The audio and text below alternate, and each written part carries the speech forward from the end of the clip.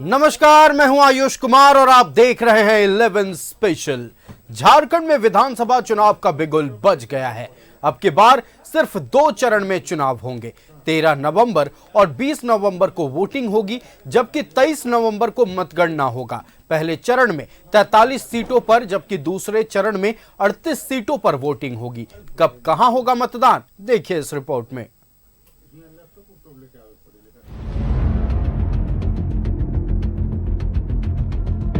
बज गई विधानसभा चुनाव की रणभेरी। झारखंड में 2 चरण में चुनाव। 13 नवंबर और 20 नवंबर को वोटिंग। 23 नवंबर को मतगणना। झारखंड विधानसभा चुनाव के तारीखों की घोषणा हो गई है। अब की बार सिर्फ 2 चरण में मतदान होगा। पहले चरण में 13 नवंबर को 43 सीटों पर, जबकि दूसरे चरण में 20 नवंबर को 38 सीटों पर वोट डाले जाएंगे।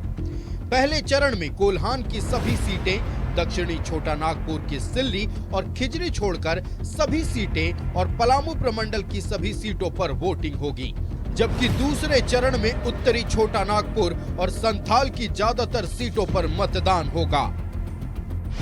कोडरमा, बरकट्ठा, बरही, बड़कागांव, हजारीबाग, सिमरिया, चतरा, बहरागोड़ा, घाटशिला, पोटका, जुगसलाई, जमशेदपुर पूर्वी, जमशेदपुर पश्चिमी, ईचागढ़, सरायकेला, चाईबासा, मझगांव, जगन्नाथपुर, मनोहरपुर, चक्रधरपुर, खरसावा, तमाड़, तोरपा, खूंटी, रांची, हटिया, कांके, मांडर, सिसई, गुमला, विशुनपुर, सिमडेगा, कोलेबीरा, लोहरदगा, मनिका, लातेहार, डाल्टनगंज, विश्रामपुर, छतरपुर, हुसैनाबाद, गढ़वा, भवनाथपुर।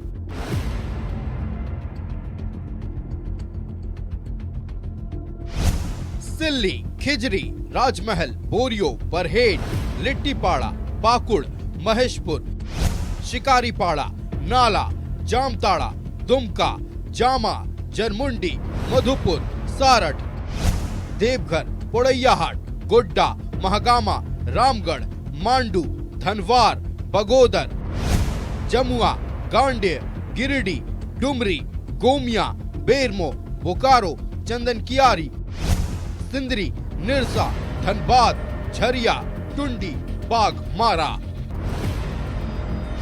पहला चरण। अधिसूचना और नामांकन 18 अक्टूबर। नामांकन का आखिरी दिन 25 अक्टूबर।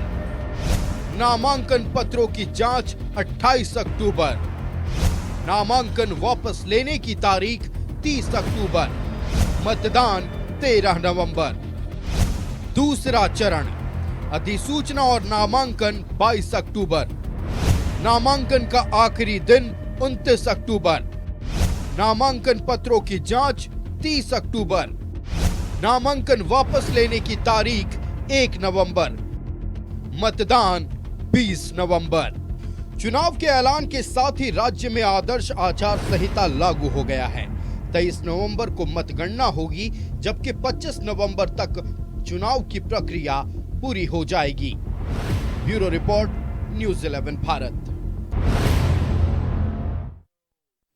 तो विधानसभा चुनाव की तारीखों का ऐलान हो गया है। 2 करोड़ 60 लाख मतदाता नई सरकार चुनेंगे। 2019 में बीजेपी और आजसू अलग अलग चुनावी मैदान में थे और महागठबंधन सत्ता तक पहुंचा था, लेकिन इस बार बीजेपी और आजसू साथ साथ है। देखिए रिपोर्ट। झारखंड में विधानसभा चुनाव का ऐलान हो चुका है। अब की बार एनडीए और इंडिया में सीधी टक्कर है। हालांकि कुछ सीटों पर जयराम महतो की पार्टी जेएलके मुकाबले को त्रिकोणीय बनाने को तैयार है। 2019 के विधानसभा चुनाव की बात करें तो जेएमएम ने सबसे ज्यादा 30 सीटें जीती थी।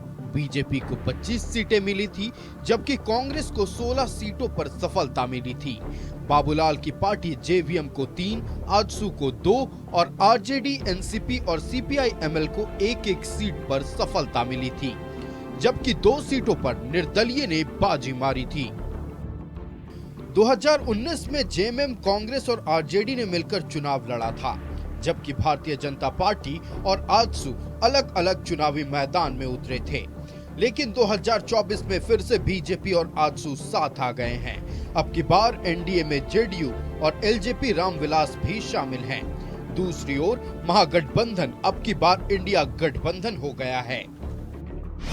2024 के रण में एनडीए में बीजेपी, आजसू, जेडीयू और चिराग की पार्टी एलजेपी रामविलास शामिल हैं। दूसरी ओर इंडिया गठबंधन में जेएमएम, कांग्रेस, आरजेडी के अलावा अब की बार सीपीआई-एमएल भी शामिल है। यानी 2019 में बीजेपी और आजसू के अलग होने का जो फायदा महागठबंधन को मिला था वो अब की बार नहीं मिलने वाला है। बीजेपी और आजसू के अलावा जेडीयू और एलजेपी रामविलास के साथ होने से एनडीए को फायदा मिल सकता है। यानी 2024 के विधानसभा चुनाव में मुकाबला दिलचस्प होने जा रहा है। 2024 के विधानसभा चुनाव में 2 करोड़ 60 लाख मतदाता सरकार चुनेंगे। इनमें पुरुष वोटर 1 करोड़ 31 लाख हैं, वहीं महिला वोटर 1 करोड़ 29 लाख, जबकि थर्ड जेंडर वोटरों की संख्या 448 और 18 से 19 साल के वोटर की संख्या 11,84,000 है। वहीं 20 से 29 साल के वोटर्स की संख्या 66,84,000 है। चुनाव की रणभेरी बज चुकी है। सभी पार्टियां ताल ठोक रही हैं, जीत के दावे कर रही हैं। झारखंड में क्या परिवर्तन होगा या फिर हेमंत सोरेन सत्ता बचाने में सफल होंगे, इसका फैसला झारखंड की जनता करेगी। Bureau report, news 11 Bharat. चुनाव की तारीख की घोषणा के साथ ही दावों का दौर शुरू हो गया है। एनडीए जहां परिवर्तन का दावा कर रही है, वहीं कांग्रेस का दावा है कि झारखंड में फिर महागठबंधन की सरकार बनेगी। हालांकि जेएमएम इस बात से नाराज है कि 1 महीने पहले आखिर क्यों चुनाव का ऐलान हुआ। देखिए रिपोर्ट। चुनाव की तारीख आई, छिड़ी सत्ता की लड़ाई। विधानसभा चुनाव का रण, एनडीए का दम। मुझे लगता है हेमंत सरकार की उल्टी गिनती शुरू हो गई है। अब इनका जाना तय और भाजपा का आना भी तय हो गया। चुनाव की तारीख तय, किसका होगा जय? और निश्चित रूप से फिर हम लोग गठबंधन की सरकार बनाएंगे। कांग्रेस की हुंकार, बढ़ेगा जनाधार। पिछली बार 16 आए थे 31 में से, इस बार 20, 21, 22 तक आने की उम्मीद हम करते हैं। झारखंड विधानसभा चुनाव का बिगुल बज गया है। चुनाव की तारीखों का ऐलान हो गया है। 13 और 20 नवंबर को मतदान होगा। वहीं सत्ता की कुर्सी किसे मिलेगी, ये 23 नवंबर को पता चलेगा। लेकिन चुनाव की घोषणा के साथ ही दावों का दौर शुरू हो गया है। बीजेपी ने कहा है कि हेमंत सरकार की विदाई का काउंटडाउन शुरू हो गया है। हम चुनाव आयोग के इस फैसले का तहे दिल से स्वागत करते हैं, क्योंकि लंबा चुनाव होता था तो नीरस और उबाऊ चुनाव हो जाता था और जो विकास कार्य वो बाधित हो जाता था। 5-6 चरणों में चुनाव होने से लंबे समय तक मॉडल कोड ऑफ कंडक्ट होता था। तो बिल्कुल इस तरह से सरकार लोगों की भावनाओं के साथ खेली है, जो वादा किए वादा खिलाफी की थी, तो जनता इसमें व्याकुल थे कि कब चुनाव होगा और ये सरकार को हम लोग बदलेंगे। क्योंकि देखिएगा, ये झारखंड का जो स्थापना दिवस आने वाला है 15 नवंबर के बाद, उसके बाद 23 नवंबर को झारखंड के नव निर्माण का एक सपना पूरा करेगी झारखंडवासी अपने मतदान के द्वारा। इधर कांग्रेस फिर सत्ता तक पहुंचने का दावा कर रही है। यही नहीं, 2019 के मुकाबले पार्टी की सीटें भी बढ़ने की उम्मीद जताई है। झारखंड प्रदेश कांग्रेस कमेटी पूरी तरह चुनाव के लिए तैयार है और गठबंधन के साथ हम लोग चुनाव लड़ेंगे और निश्चित रूप से फिर हम लोग गठबंधन की सरकार बनाएंगे। 2019 के इलेक्शन से कांग्रेस पार्टी ज्यादा नंबर में आएंगे हम लोग। पिछली बार 16 आए थे 31 में से, इस बार 20, 21, 22 तक आने की उम्मीद हम करते हैं। बीजेपी डर गया झारखंड मुक्ति मोर्चा और गठबंधन से, इसीलिए समय से पहले चुनाव करा रहा। तो इसमें भी हम लोग तैयार हैं।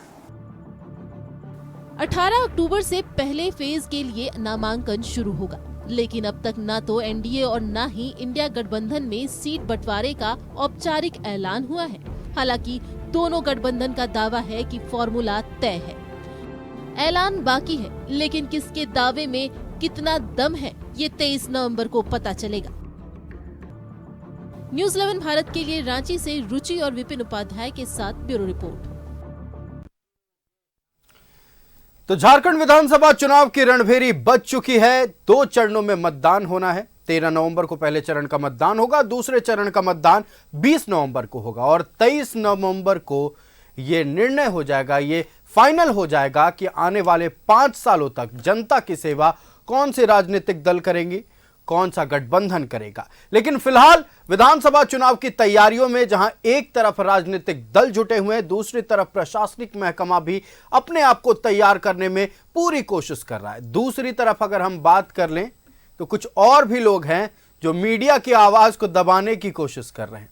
हम हर पहलू पर चर्चा करेंगे। हमारे साथ हमारा पैनल जुड़ा हुआ है। हम सबसे पहले अपने पैनल से आपका परिचय करा दें। किशोर शाहदेव जी हमारे साथ जुड़े हुए हैं कांग्रेस से। किशोर जी बहुत स्वागत है न्यूज़ 11 भारत में। प्रतुल शाहदेव जी हमारे साथ भारतीय जनता पार्टी से जुड़े हुए हैं। प्रतुल जी बहुत स्वागत है न्यूज़ 11 भारत में। और हमारे साथ संजय रंजन जी आजसू से जुड़े हुए हैं। संजय जी बहुत स्वागत है न्यूज़ 11 भारत में। सबसे पहले किशोर शाहदेव जी का रुख करेंगे। किशोर जी, चुनावी रणभेरी भज चुकी है, लेकिन कांग्रेस बार बार ये आपत्ति जता रही है कि पहले डेट अनाउंस नहीं होना चाहिए था, 1 महीना पहले हो गया। यह आपत्ति कांग्रेस को क्यों है? इस तरह की कोई बात नहीं है। अब इलेक्शन कमीशन ने डेट अनाउंस किया। इलेक्शन कमीशन ने 2 फेज में इलेक्शन को अनाउंस किया। आमतौर पे पहले 2014 या 19 में हम देखते थे कि 5 फेज में इलेक्शन होते थे, तो वो एक तरह से थकाऊ और उबाऊ इलेक्शन होता था। 1-2 महीना तक चुनाव चलते रहते थे। तो जो भी डेट अनाउंस हुआ है ये ठीक है कि सरकार 4 जनवरी तक था, सरकार की मैच्योरिटी का पीरियड था जो, लेकिन चुनाव आयोग अपने सभी पहलुओं पर गौर करते हुए अगर 2 स्टेट का इलेक्शन एक साथ कंडक्ट करा रही है और उसका चुनाव के परिणाम की तिथि एक है, जिस तरह से हमने देखा कि हरियाणा जम्मू कश्मीर में हुआ उसी तरह यहाँ पे हुआ है, तो ये स्वतंत्र रूप से चुनाव आयोग के ऊपर निर्भर करता है। जब चुनाव के 6 महीना बाकी रहते हैं उसके बाद वो परिस्थितियों के अनुरूप निर्णय लेती है। तो हम लोगों का ये था कि जो यहाँ के पर्व त्यौहार हैं, जैसे आने वाले समय में हम लोग दशहरा पार हुआ, दीपावली है, छठ है, उसके बाद इलेक्शन हो, तो मुझे लगता है कि ये सारे चीज़ के निपटने के बाद ही इलेक्शंस हैं। कुछ और दिन आगे बढ़ता तो और अच्छा था, लेकिन अब तो जो घोषणा हो गई तो हम पूरी तैयारी में हैं। कई दिनों से, पिछले 6 महीना से हम लोग तैयारी कर रहे हैं, उससे भी ज़्यादा समय से, और लगातार हमारा संगठन जो है चुनाव की तैयारियों में लगा हुआ है, काम कर रहा है।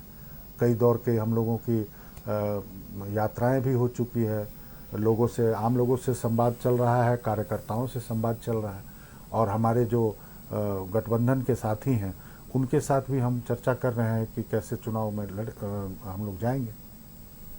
बिल्कुल, तो आप लोग तैयार हैं। आप कह रहे हैं कि पिछले 6 महीने से आपकी तैयारी चल रही है और तमाम राजनीतिक दल पिछले 6 महीने से तैयारियों में जुटी हुई है। हम प्रतुल शाहदेव जी का रुख करेंगे। प्रतुल जी, चुनावी राजनीति पर हम बात करेंगे, रणनीतियों पर हम बात करेंगे, लेकिन उससे पहले एक महत्वपूर्ण मुद्दा है आज, उस पर बात करेंगे। आज एक बार फिर न्यूज़ 11 भारत की आवाज दबाने की कोशिश की गई है। न्यूज़ 11 भारत के कुछ पत्रकारों पर फिर से केस दर्ज किया गया है। अब केस दर्ज किया गया लेकिन नोटिस नहीं भेजा गया है। अब पता नहीं 41A का नोटिस पुलिस क्यों नहीं भेजना चाहती है। शायद केस करके केस को दबाना चाहती है या उलझाना चाहती है और पत्रकारों का पक्ष नहीं जानना चाहती है। प्रतुल जी, एक बार फिर मीडिया की आवाज को दबाने की कोशिश की गई है। देखिए, इस सरकार के शासनकाल में चौथे स्तंभ के खिलाफ लगातार दमन चक्र चलता रहा। अगर आप अरूप चटर्जी जी की बात करें, न्यूज़ 11 के सर्वे सर्वा हैं, तो उन्होंने जब कोयला चोरी की खबरें दिखानी शुरू की, धनबाद की, तो उनके ऊपर जो 2 दर्जन के आसपास FIR करवाए गए। जेल से उनको निकलने नहीं दिया जा रहा था। 9 महीने उनको जेल में रखा गया। और आयुष, किस तरीके से उनकी गिरफ्तारी हुई थी, रात के 2 बजे उनको उनके आवाज़ से गिरफ्तार किया गया, जैसा नक्सलियों के साथ भी नहीं होता। अमूमन पुलिस किसी को शाम होने के बाद गिरफ्तार नहीं करती है जब तक विशेष परिस्थितियां नहीं हो। तो आप एक पत्रकार की गिरफ्तारी कर रहे हो, और जब भी उनको बेल होता था हाईकोर्ट से किसी केस में, तो नए केस में फंसाकर उनको रख दिया जाता था। अंततः हाईकोर्ट ने एक लैंडमार्क जजमेंट देते हुए कहा कि अरूप चटर्जी जी को ब्लैंकेट बेल दिया जाता है। 9 महीने बाद वो जेल से छूटकर निकले, और उसके बाद न्यूज़ 11 के ऑफिस में भी उस समय दबिश की गई। अब समय तमाम पत्रकारों का मोबाइल जब्त करा लिया गया, कई घंटे आपका प्रसारण को व्यवधान किया गया, आपके बैंक अकाउंट फ्रीज कर दिए गए। तो पत्रकारिता के खिलाफ तो इनका पुराना गुस्सा रहा है। अगर आप सच दिखा देंगे तो शीशा दिखा देंगे तो इस सरकार को अपना बदसूरत चेहरा दिखने लगता है, जिसके कारण ये कार्रवाई हुई। और आज की कार्रवाई की जो मुझे सूचना मिल रही है ये तो हतप्रभ करने वाली है। ये कार्रवाई हो रही है दो वर्ष पूर्व जो आपके एक पत्रकार ने आपके चैनल को छोड़ दिया, उसके खिलाफ प्रेजेंट डे में हो रही है कि उन्होंने न्यूज़ 11 के ऑफिस में डराया धमकाया। भाई अभिषेक भारती जी का मैं नाम ले रहा हूं, अभिषेक भारती जी लंबे समय से आपके चैनल से नहीं जुड़े हैं, लेकिन जो करंट FIR हुआ है डराने धमकाने जमीन और प्रॉपर्टी की जबरन रजिस्ट्री कराने की, उसमें उनका भी नाम है, अभिषेक जी का नाम है, आपके अरूप जी का नाम है। तमाम लोगों को फिर से टारगेट किया जा रहा है। और देखिए ये जैसी चुनाव आचार संहिता की घोषणा हुई, इन्होंने बैकडेट से FIR कर दिया। क्यों डरते हो साहब इतना फ्री इंडिपेंडेंट मीडिया से? और उसके बाद आप बात करते हैं कि हमारे यहाँ मीडिया फ्री है। तो ये पूरे तरीके से न्यूज़ 11 के खिलाफ एक साजिश है। सच दिखाने का आपको परिणाम भुगतना पड़ रहा है, लेकिन यकीन मानिए सत्य परेशान हो सकता है, पराजित नहीं। आपके हर एक संकट की घड़ी में भारतीय जनता पार्टी हो या आजसू हो, हम लोग हमेशा खड़े हैं। इस महागठबंधन सरकार के इशारे पर कोई भी आपके खिलाफ गलत काम होगा या आप ही नहीं किसी भी पत्रकार के खिलाफ कोई फर्जी मुकदमे किए जाएंगे, परेशानी की जाएगी। और पुलिस 41A का नोटिस क्यों नहीं दे रही साहब? जो भारतीय दंड संहिता है उसमें साफ है कि आपको 41A का नोटिस देना है। पुलिस जानबूझकर सिर्फ आपको प्रेशर देने के लिए चुनाव के पहले कि आप सरकार के खिलाफ प्रेशर कोई ऐसा न्यूज़ ना चलाएं, सच्चाई ना दिखाएं, ऐसा केस किया गया। अब लौटते हैं आज चुनाव की जो घोषणा हुई। भाई मैं कांग्रेस के मुख्य प्रवक्ता किशोर जी से सहमत हूं, बिल्कुल स्वागत योग्य है। चुनाव आचार संहिता अब लग गई है और 2 फेज में चुनाव, सच में चुनाव अगर 5-6 फेज में चलता है तो वो नीरस्त हो ही जाता है, लेकिन उससे ज्यादा असर पड़ता है जो विकास के कार्य है, वो मॉडल कोड ऑफ कंडक्ट लंबा समय तक लग जाता है, जिसके कारण विकास का सारा कार्य बाधित हो जाता है। और मैं किशोर जी को सुन रहा था, किशोर जी और इनके पूर्व अध्यक्ष राजेश ठाकुर के बयान जो है बिल्कुल विपरीत है। उन्होंने कहा कि साहब हमारे संविधान का गला घोटा गया, इलेक्शन कमीशन बीजेपी के एजेंट बनकर काम कर रही है, 1.25 महीने पहले चुनाव करा दिए गए। लेकिन किशोर जी ने आज बड़ी समझी हुई सुलझी हुई बातें कही और इसका स्वागत किया। झारखंड मुक्ति मोर्चा ने क्या किया? जिस समय चुनाव की घोषणा हुई उसी समय JMM ने अपने ऑफिशियल एक्स पर पोस्ट करके कहा कि साहब ये एक चुनी हुई लोकतांत्रिक सरकार का गला घोटने जैसी बात है। अब साहब 60 महीने का कार्यकाल था, 59 महीने आप सरकार में रहेंगे और संविधान पढ़ लीजिए साहब। ये प्रीच करने के पहले या बताने के पहले संविधान में स्पष्ट प्रावधान है कि चुनाव आयोग चाहे तो किसी भी राज्य में जहां चुनाव होने 6 महीने पहले तक चुनाव करा सकता है। तो अब तो 1 महीना 1.25 महीना पहले अगर चुनाव किया जा रहा है कन्वीनियंस के कारण, वो भी सारे पर्व त्यौहार को बिताकर आयुष और जो स्थापना दिवस बिरसा मुंडा भगवान की जयंती है 15, उसके बीच में भी गैप है, पहला जो फेज है और दूसरे फेज के बीच में तो बहुत अच्छे तरीके से चुनाव हो रहा है। और इस पे भी अगर कांग्रेस के पूर्व अध्यक्ष को आपत्ति है, झारखंड मुक्ति मोर्चा को आपत्ति है, झारखंड मुक्ति मोर्चा के महासचिव का बयान आया कि साहब ये चुनी हुई सरकार के साथ ये साजिश हो रही है। मैं बताऊं इनको असल में परेशानी क्या है? इनका 1 महीने जो लूट खसोट का था ना समय, वो चुनाव आयोग ने इनसे छीन लिया। 59 महीने लूट और भ्रष्टाचार का जो खेल चला, 70,000 करोड़ का घपला घोटाला हुआ इनके सरकार में। और सिर्फ धनबाद जिले के अवैध कोयला खनन की बात करें, जिसमें सुप्रीम कोर्ट माफ कीजिएगा हाईकोर्ट ने पी दर्ज करने को कहा है CBI को वरीय पत्रकार अरूप चटर्जी जी की अर्जी पर, उसमें 1,20,000 करोड़ के अवैध खनन का आरोप लगाया। हाईकोर्ट ने प्रथम दृष्टया आरोपों को सही मानते हुए CBI जांच का आदेश दिया। तो ये जो पूरा भ्रष्टाचार का राज था, 7200 रेप केसेस, 7,000 से ज्यादा मर्डर्स, तो ये इसका अंत होने वाला मुझे लगता है हेमंत सोरेन सरकार का फाइनल काउंटडाउन शुरू हो गया। जी आयुष, अब बिल्कुल आप जिस तरह से बता रहे हो और हम केस के बारे में भी चर्चा कर रहे थे, मौजूदा राजनीतिक परिदृश्य के बारे में भी चर्चा कर रहे थे, अलग अलग प्रतिक्रियाएं आ रही है चुनाव के तारीखों को लेकर, लेकिन सभी राजनीतिक पार्टियां कह रही है कि हम तैयार हैं। आजसू का रुख कर लेते हैं, संजय रंजन जी हमारे साथ आजसू से जुड़े हुए हैं। संजय जी, राजनीतिक बातचीत करेंगे, जिस मुद्दे पर हम प्रतुल शाहदेव जी से बात करें तो उस पर हम आपसे भी बात करना चाहेंगे। एक केस दर्ज होता है, तारीख 9 तारीख बताया जाता है, 9 अक्टूबर को केस दर्ज किया गया, 41A का नोटिस नहीं दिया जाता, पक्ष जानने की कोई कोशिश नहीं करता है कि पत्रकारों का पक्ष क्या है, आखिर वो क्या कहना चाहते हैं। और सबसे हास्यास्पद ये है कि न्यूज़ 11 भारत के साथ लंबे समय से जो पत्रकार जुड़े हुए भी नहीं हैं, उनके नाम पर भी न्यूज़ 11 भारत के नाम से केस दर्ज होता है। सबसे पहले आप बताएं, आप वरीय पुलिस पदाधिकारी रहे हैं, 41A का नोटिस कब भेजना चाहिए, आखिरकार एक सीमा कब होती है, और पत्रकारों पर जब केस दर्ज होता है तो क्या उनको पक्ष रखने का अधिकार नहीं है? पुलिस ये प्रेशर क्यों बना रही है? सबसे पहले तो मैं स्पष्ट कर दूं कि राजनीति का अगर अपना एक धर्म है जी, जिसका निर्वाह सभी सत्ता पक्ष और विपक्ष के जितने भी प्रतिनिधि हैं उनको करना चाहिए, ठीक उसी प्रकार से मीडिया का भी एक अपना धर्म है, एक राजधर्म है। उसका निर्वहन जो है हमारे पत्रकार करते हैं और इसीलिए जो मीडिया है इसको एक चौथा स्तंभ कहा गया। बिल्कुल। प्रजातंत्र में जैसे सत्ता पक्ष है, जैसे विपक्ष है, वैसे एक मीडिया है। मीडिया के बहुत सारे रूप हो सकते हैं, यूट्यूबर हो सकता है, इलेक्ट्रॉनिक मीडिया हो सकता है, प्रिंट मीडिया हो सकता है, बहुत सारी आजकल विधाएं हैं जो जुड़ी हुई हैं मीडिया से। मगर कुल मिलाकर जो बात समझ में आती है वो ये भी कि मुकदमा किसी पर भी हो उसको बचाव का पूरा अख्तियार देना है, उसको सुना जाना चाहिए।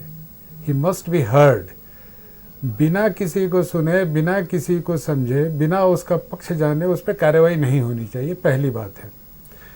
कुछ केसेस ऐसे होते हैं जिसे फौरी तौर पे कार्रवाई होती है, जैसे मर्डर हो गया, डकैती हो गई, लूट है, रेप है, इसमें तुरंत कार्रवाई शुरू हो जाती है। मगर अगर जमीन से जुड़ा हुआ कोई मसला है, कोई दीवानी मामला है या बहुत छोटे स्तर का जो मामला है, तो उसमें दोनों पक्षों को पहले ध्यान से सुनना चाहिए और अगर कार्रवाई अपेक्षित है तो कार्रवाई भी की जानी चाहिए। मुझे लगता है कि अतिक्रमण जब होता है, जब सत्ता अतिक्रमण करती है दूसरे राजधर्मों में, तो ऐसी विसंगति का सामना करना पड़ता है और इसमें बहुत तटस्थता के साथ प्रोफेशनल तरीके से पुलिस को कार्रवाई करने की आवश्यकता है, बगैर किसी बायस के।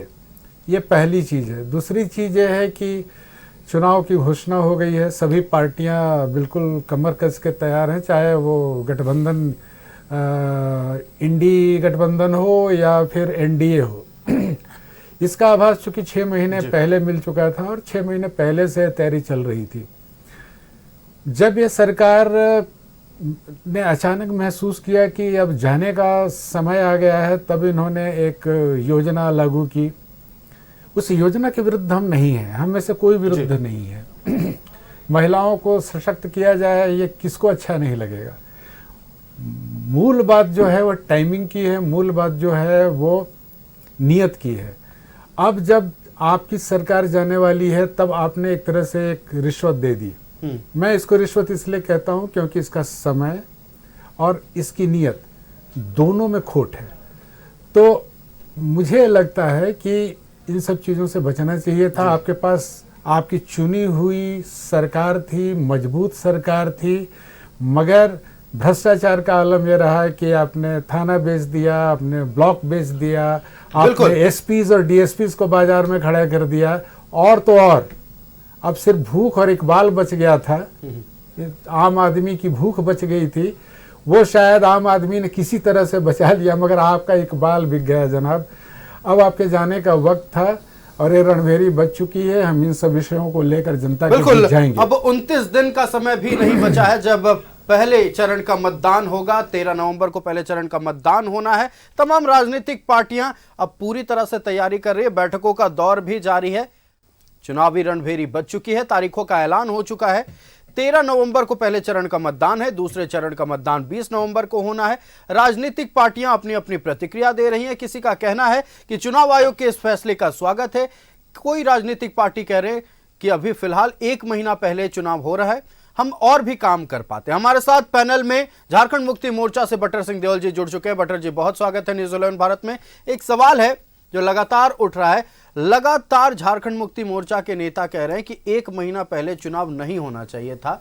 अब 1 महीना पहले जो चुनाव हो रहा है, हम जो काम कर पाते वो काम नहीं कर पा रहे। 59 महीने में जो नहीं हुआ, क्या वो 1 महीने में हो जाता? सवाल ये उठाया जा रहा राजनीतिक दलों की ओर से।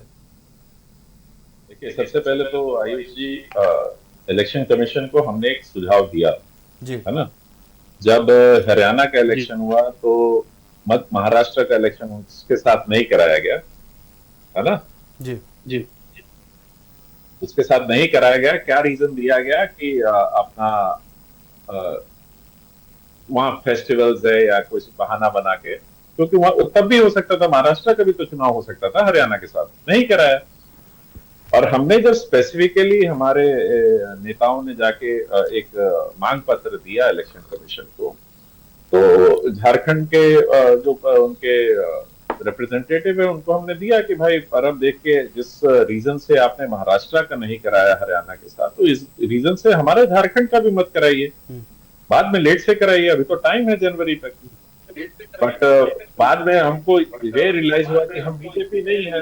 हमने दो प्रधानमंत्री और एक मंत्री मिलके सीईओ कमिश्नर को नहीं चुना है। तो और आप देख लीजिए कितना एफिशिएंट है इलेक्शन कमीशन। हमने एक उनको ये भी सौंपा था कि भाई आप वो जो एनरोलमेंट हो रही थी गोगो दीदी योजना की, उसको रुकवा दीजिए, वो आपके प्रेस नोट के अगेंस्ट है। उस पर आज तक 10 दिन से क्लैरिफिकेशन नहीं आया, तो इलेक्शन कमीशन को ही नहीं पता कि वो सही है कि गलत है। तो ऐसा एफिशिएंट इलेक्शन कमीशन और किसी के इशारों पे काम करने वाला इलेक्शन कमीशन तो हमें उम्मीद नहीं थी, पर फिर भी हमने मांग रखी, क्योंकि एक लोकतांत्रिक तरीका है भाई, तो मांगना तो उन्हीं से है। चले उन्होंने किया, बट फिर देख लीजिए, एक बार नहीं किया, 2 बार। महाराष्ट्र में 288 सीट में एक दिन हो सकता है, पर झारखंड की 81 सीट में एक दिन नहीं हो सकता। क्यों नहीं हो सकता? क्योंकि संथाल और कोल्हान जहां इनकी प्रेजेंस 0 है, वहां अलग अलग चुनाव चाहिए, क्योंकि इनके सारे नेता एक साथ सब जगह फोकस नहीं कर सकते। इनको तो पूरी नॉन बायोलॉजिकल एंड इस टीम जो पूरी 6 मुख्यमंत्रियों की टीम है, जब तक फोकस नहीं करेंगी तब तक तो इनको तो आरोप आप चुनाव आयोग पर लगा रहे हैं? एकदम लगा रहे हैं चुनाव आयोग पे। और किस पे लगाए? प्रधानमंत्री पे लगा दें कि उनके इशारे पे हो रहा है? आयोग पे ही लगाएंगे ना। इसका जवाब आपको विपक्ष देगी। जी, अपनी बात रखिए। बीजेपी वालों ने डिक्लेयर किया, और हिमंता विश्व शर्मा ने तो कल ही बता दिया था रात को कि आज डिक्लेयर हो जाएगा। तो इशारों में तो वो मान ही गए थे कि हम ही डिक्टेट कर रहे हैं इलेक्शन कमीशन को कि कब इलेक्शन करना है। कल कहा था ना उन्होंने कि कल डिक्लेयर हो जाएगा, तब फिर हम बताएंगे। तो क्यों ना माने कि इलेक्शन कमीशन उनके इशारों पे काम कर रहा है? आप बता दीजिए, एक रीजन बता दीजिए। हमने तो आपको 5-6 रीजन गिना दिए कि हमको लगता है इसलिए। आप एक रीजन बता दीजिए कि क्यों नहीं। क्यों बीजेपी की चिट्ठी पे हरियाणा के 4 दिन डेफर कर दिया गया था वोटिंग का? क्यों? क्या ऐसी जरूरत पड़ गई थी कि बीजेपी ने चिट्ठी दी और 4 दिन वोटिंग डेफर हो गई? ऐसी क्या चीज है? और जब जेएमएम चिट्ठी देता तो उसकी कोई वैल्यू नहीं है, जब कांग्रेस चिट्ठी देती है तो उसकी कोई वैल्यू नहीं है। तो क्या हम समझे? बता दीजिए आप। चलिए, हम विपक्ष में बैठे बीजेपी का रुख करते हैं। गंभीर आरोप लग रहे हैं, कहा जा रहा है कि डिक्टेट कर रहे हैं आप लोग चुनाव आयोग को, आप लोगों के अनुसार तारीखों का ऐलान किया जा रहा है। देखिए, अगर आप देखेंगे क्रोनोलॉजी, तो इन्होंने हार के बहाने अभी से तलाशने शुरू कर दिए हैं। और जो अंतिम दिन काउंटिंग में तो ईवीएम का बैंड तो बजेगा ही, उसके पहले अभी चुनाव आयोग पर आक्षेप लगा रहे हैं। क्यों 1 महीने पहले चुनाव करा दिया, उस पर आरोप लगा रहे हैं। अभी हमारे साथ भाई किशोर बैठे हैं, कांग्रेस के मुख्य प्रवक्ता हैं। उन्होंने तो इस पर कोई आपत्ति जाहिर नहीं की, उन्होंने तो स्वागत किया। उन्होंने कहा ठीक किया, इलेक्शन कमीशन ने निर्णय ले लिया तो ठीक है, अब हम देखेंगे। लेकिन ये जो झारखंड मुक्ति मोर्चा को मिर्ची लग रही है, तो साफ है इनका भी कोऑर्डिनेशन नहीं है। कांग्रेस को कोई ऑब्जेक्शन नहीं है, जेएमएम को ऑब्जेक्शन है। और दूसरी बात, हेमंत विश्व शर्मा साहब की जो इन्होंने कही कि इन्होंने कल कह दिया कि आज चुनाव की घोषणा होगी, तो उन्होंने तो ये भी कहा था कि विपक्ष की जब इच्छा होगी तब चुनाव होगी, तब वही जो विपक्ष चाहता है ईश्वर भी वही करता है। दूसरी बात, कल आप देखें तो ये 2-3 दिनों से मीडिया में बातें तैर रही थी कि विजयदशमी के बाद जो पहला सोमवार होगा, पहला वर्किंग डे होगा, उसी दिन चुनाव की घोषणा होगी। आपने भी बहुत चलाया था कि शायद सोमवार को चुनाव की घोषणा होगी। तो जब सोमवार को घोषणा नहीं हुई, तो हेमंत विश्व शर्मा साहब ने भी कयास लगाया कि कल चुनाव का घोषणा हो सकता है। अब हो सकता है को होगा ही, अगर ये समझ रहे हैं तो इनकी भूल है। चलिए, अब इतने छोटे छोटे इश्यूज पे ये फंस रहे हैं, लेकिन मुझे ये नहीं समझ में आ रहा कि जो पार्टी सत्ता में 59 महीने राज कर चुकी होगी, चुनाव के परिणाम आते आते, उसे 1 महीने में क्या हो जाएगा। लेकिन और चुनाव में अगर देखें तो बिल्कुल संवैधानिक निर्णय है चुनाव आयोग का, क्योंकि संविधान में वर्णित है, मैंने पहले भी कहा आपके आयुष, कि 6 महीने पहले तक, 6 महीना पहले तक चुनाव आयोग किसी भी राज्य में चुनाव करा सकता है जहां चुनाव होने हैं। ये संविधान में दी गई शक्तियां हैं। चुनाव आयोग ने सिर्फ 1 महीना पहले झारखंड का चुनाव का घोषणा किया। और ये 2 चरणों पे जो आपत्ति कर रहे हैं, तो इनको याद रखना चाहिए, जब ये पावर में आए थे पिछली बार तो 5 चरणों का चुनाव था। और मैं पहले भी कह चुका हूं, मॉडल कोड ऑफ कंडक्ट लगता है तो 5 चरणों के चुनाव में काफी हद तक विकास बाधित होता है। अब इनको 2 चरणों के चुनाव में भी परेशानी है। क्यों साहब? ये कह रहे हैं कि बीजेपी को फोकस करने का मौका मिल जाएगा कोल्हान और संथाल में। भाई आपने खुद का, हमारे यहाँ तो पूर्व जो मुख्यमंत्री हैं और जो वर्तमान मुख्यमंत्री आए हुए हैं, 6 मुख्यमंत्री आपने कहा, तो हमें क्यों परेशानी होगी? हम तो कारपेट बॉम्बिंग कर देते ना। एक चरण चुनाव के अगर हमारे इशारे पे सब कुछ होता, आपको दिक्कत होती कि आपके यहाँ हेमंत सोरेन ही एक नेता है। और फाइनली मैं एक और बात बता रहा हूं कि चुनाव आयोग जो भी निर्णय लेता है वो स्टेट गवर्नमेंट के home department, intelligence input, IB का, स्पेशल ब्रांच का, वो सब लेते हुए लेता है। देखिए संथाल के कुछ इलाके भी बेहद नक्सल प्रभावित है, आप कैसे भूल सकते हैं कि कोल्हान के भी। हाँ जी, कोल्हान तो खैर आप जानते हैं कि कोल्हान की क्या स्थिति है। एक एसपी की शहादत भी हुई थी। अगर हम बात करें दुमका और पाकुड़ के बॉर्डर में, तो उसके अतिरिक्त तो अगर चुनाव आयोग में सुरक्षा बलों के लॉजिस्टिक्स को देखते हुए 2 चरण में चुनाव किया जा रहा है, तो इनको स्वागत करना चाहिए। और माननीय मुख्यमंत्री हेमंत सोरेन जी ने तो कई बार ऑन रिकॉर्ड कहा है आयुष कि चुनाव के लिए हम तैयार है, जब चाहो करा लो। फिर ये आज रोना धोना क्यों साहब? कहीं पहले से आपको आभास हो गया है, इसीलिए आपको लग रहा है कि शायद आप दोबारा नहीं आने वाले हैं, इसीलिए अभी से आपने बहाने खोजने शुरू कर दिए कि साहब चुनाव आयोग बायस है। चुनाव आयोग जब आपको हिमाचल का चुनाव जिता देता है तो उस समय चुनाव आयोग ठीक होता है। जब आप बाई इलेक्शन जीतते हैं झारखंड में, चुनाव आयोग ठीक होता है। लेकिन जैसे ही आप हारने लगते हैं फेयर इलेक्शंस में, तो आपको चुनाव आयोग पर आक्षेप लगाने शुरू कर देते हैं और आप ईवीएम का रोना शुरू कर देते हैं। अब ये बंद करना चाहिए। जनता के मैंडेट का आप अपमान कर रहे हैं। चुनाव आयोग ने घोषणा की, चलिए एक हेल्दी इन्वायरमेंट में अपील करते हैं। 2 करोड़ 60 लोग हैं, आज राजनीति का बहुत विषय नहीं है। 2 करोड़ 60 लोग जो वोटर्स हैं उनसे अपील करते हैं कि आप आइए, आपके चॉइस का जो प्रत्याशी हो, जो पार्टी हो, उसको वोट करें, लेकिन निकले और अपने मताधिकार का प्रयोग करें। जी आयुष, बिल्कुल, ये लोकतंत्र की खूबसूरती। और 5 साल में एक बार मौका मिलता है जनता को कि अपने आने वाले 5 साल के भविष्य को तय करें। कौन से नेता उनके पक्ष में फैसला लेंगे, उनके हित में फैसला लेंगे, ये तय करने का अधिकार जनता के हाथ में ही है। लोकतंत्र का महापर्व है, अपने जनप्रतिनिधि को चुनिए। लेकिन हम कांग्रेस का रुख करते हैं। एक सवाल कांग्रेस की ओर से उठाया गया है और झारखंड मुक्ति मोर्चा भी उठा रही है कि जब 288 विधानसभा सीट महाराष्ट्र में है, वहां 1 चरण में चुनाव, और झारखंड में 81 सीट होने के बावजूद 2 चरण में चुनाव।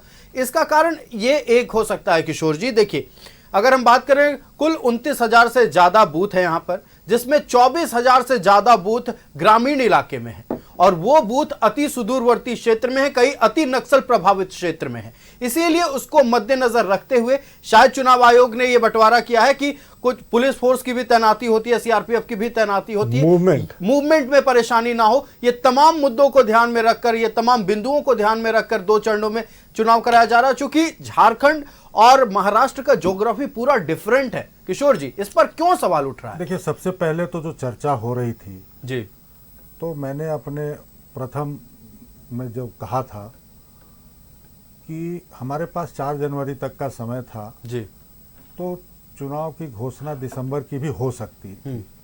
लेकिन चुनाव आयोग ने घोषणा किया नवंबर की तारीख, फिर भी हम तैयार हैं।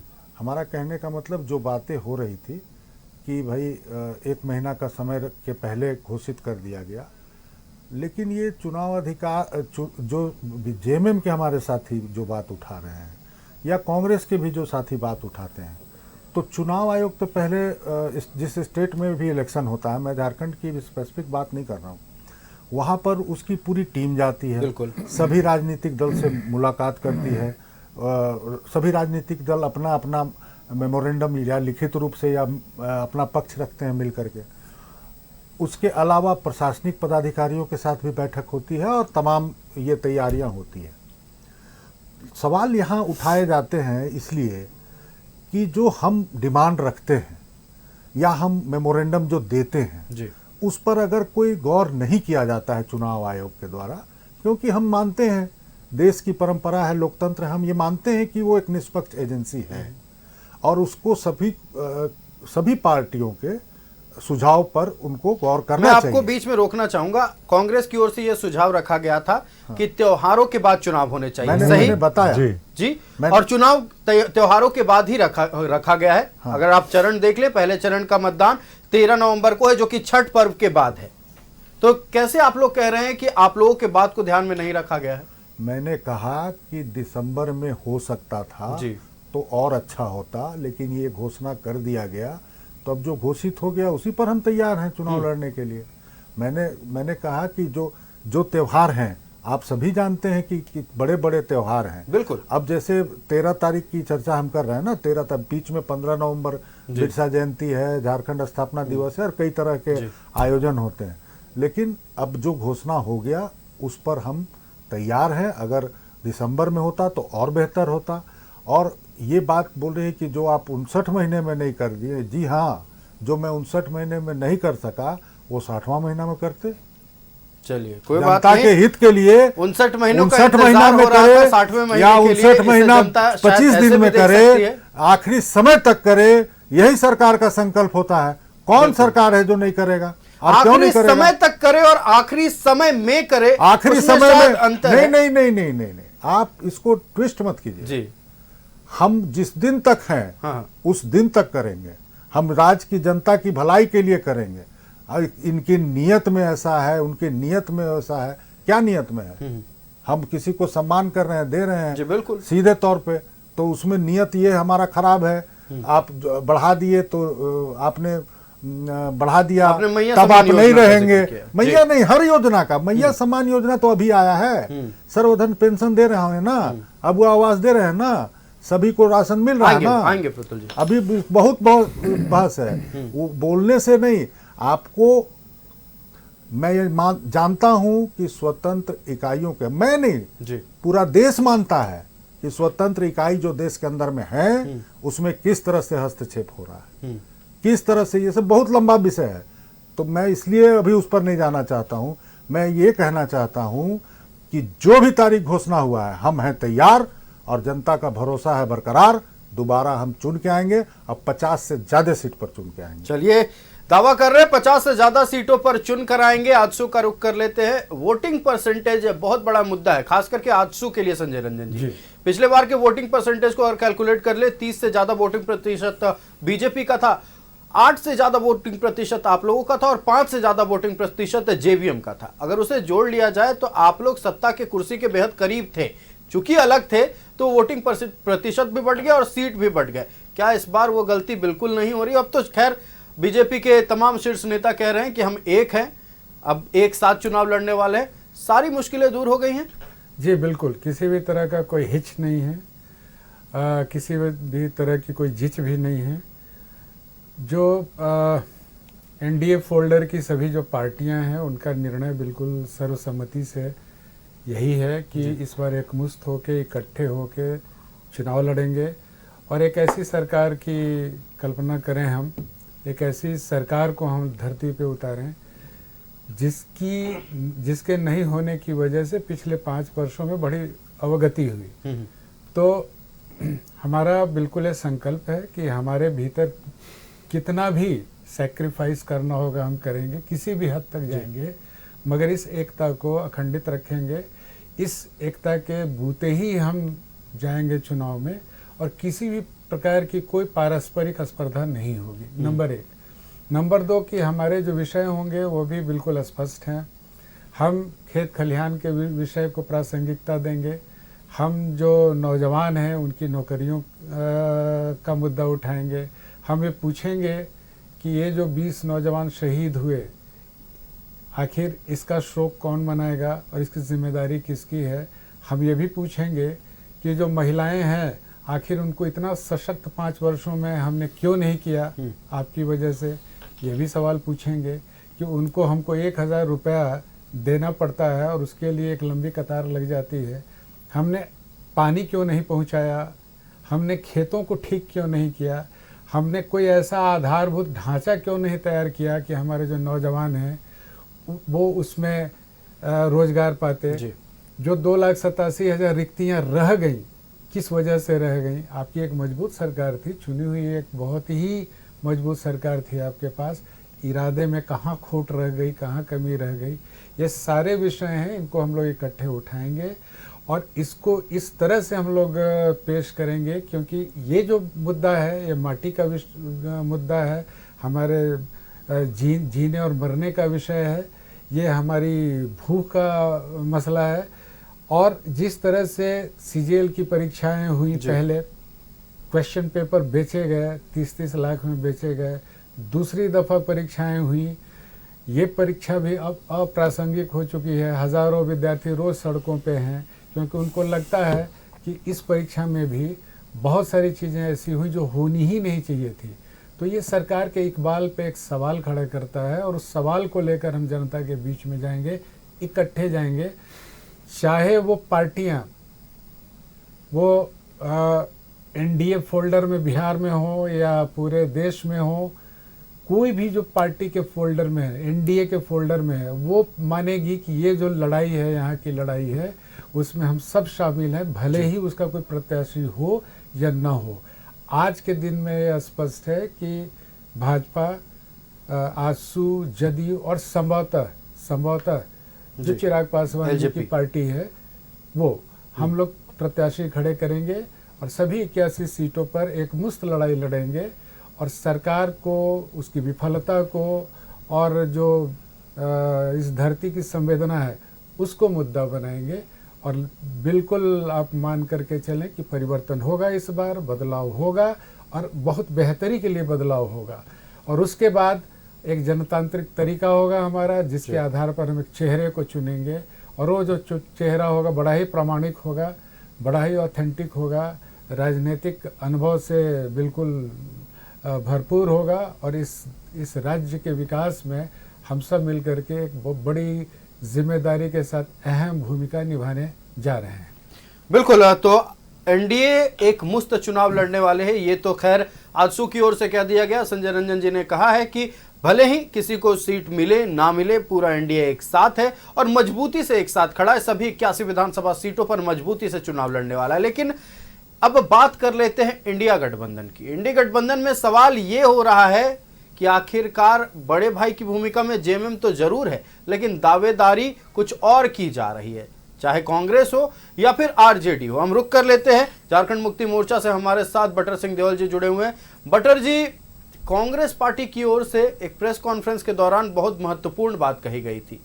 कहा गया था कि हम एक संभावित सीट के नंबर दिए गए थे, मतलब इतना नंबर अगर हम टच करते हैं तो 50-50 हम लोग, अगर सरकार बनती है तो 50-50 हम लोग रूल करेंगे, रोटेशनल सीएम, रोटेशनल ये मतलब सरकार रहेगा, इस तरह की बात कही गई थी। सिरदर्द बढ़ गया क्या झारखंड मुक्ति मोर्चा के लिए? विधानसभा चुनाव में बड़े भाई की भूमिका में होते हैं आप लोग। देखिए, ऐसा कोई, मैं बार बार बोलता रहा हूँ कि इंडिया गठबंधन के चेहरा हेमंत सोरेन थे, हैं और रहेंगे। एनडीए का नहीं पता 6 में से कौन मुख्यमंत्री, 6 मुख्यमंत्री में से कौन बनेगा, कि उसके अलावा भी किसी की पर्ची और किसी की निकल जाएगी, ये एनडीए वालों से पूछ ली। और आपने बड़ी शालीनता पूर्वक समझा दिया कि एनडीए में सब कुछ ठीक ठाक है।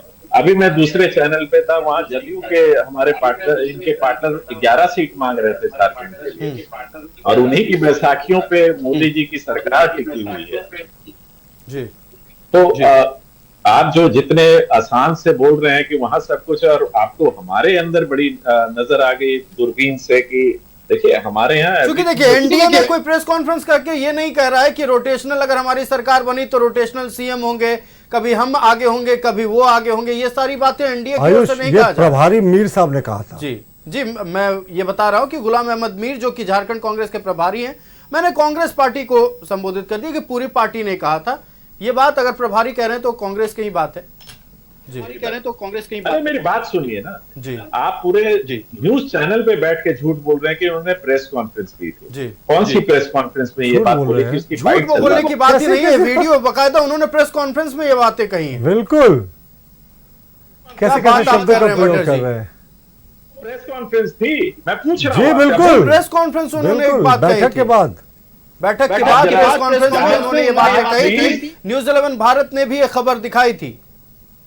के प्रवक्ता से आप कंफर्म करा लीजिए कि कौन सी प्रेस कॉन्फ्रेंस में उन्होंने ये बात की थी। मुझे तो इसकी जानकारी नहीं है। उन्होंने अपने पार्टी के इंटरनल बैठक में ये बात बोली थी और बाद में कहा था कि ये खाली जोश भरने के लिए। बैठक के बाद एक प्रेस कॉन्फ्रेंस हुई थी, प्रेस कॉन्फ्रेंस को संबोधित करते हुए प्रेस ब्रीफिंग के दौरान ये बातें उन्होंने बाइट्स है ये अवेलेबल, सारे मीडिया चैनल घेरे हुए हैं। तो वो आप कांग्रेस पार्टी के प्रवक्ता से इसकी क्लैरिफिकेशन ले लीजिए। हम तो बोल रहे हैं कि हमारा चेहरा, गठबंधन का चेहरा हेमंत सोरेन थे, हैं और रहेंगे, है ना। और दूसरी बात मैं बता रहा हूं, जो आप अभी, मैं हमारे पास आजसू के भी प्रवक्ता है, बीजेपी के भी प्रवक्ता है, तो जैसे कांग्रेस बीजेपी ने झारखंड हरियाणा इलेक्शन में इलेक्शन कमीशन को एक चिट्ठी दी कि भाई 1 तारीख को आप जो वोटिंग करा रहे हो तो 30 तारीख को छुट्टी और 2 तारीख को छुट्टी, इसलिए छुट्टी का माहौल रहेगा, इसलिए आप 5 तारीख को करवा दो।